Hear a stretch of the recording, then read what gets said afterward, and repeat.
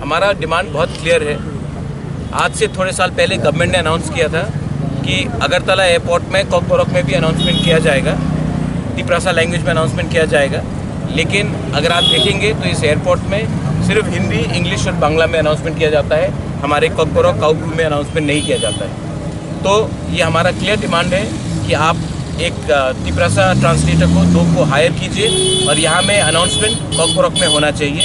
ये हमारा धरती है, ये हमारा एयरपोर्ट है और यहाँ में अनाउंसमेंट भी कॉकबोरोक में होना चाहिए। सिर्फ बंगाली, हिंदी और इंग्लिश में नहीं चलेगा। सेकेंड चीज़ है, महाराजा वीर विक्रम का एयरपोर्ट है, लेकिन महाराजा वीर विक्रम का स्टैचू पुराने एयरपोर्ट पे पड़ा हुआ है। हम चाहते हैं कि यहाँ में कब लगाया जाएगा, क्योंकि ये एयरपोर्ट हमारा निशान है।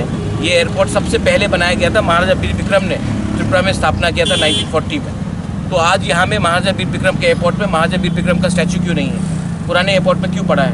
ये भी हमारा सेकेंड डिमांड है। ये सब चीज़ पॉलिटिकल नहीं होता, कभी कभी अपने कम्युनिटी के लिए ये सब आवाज़ उठाना पड़ता है।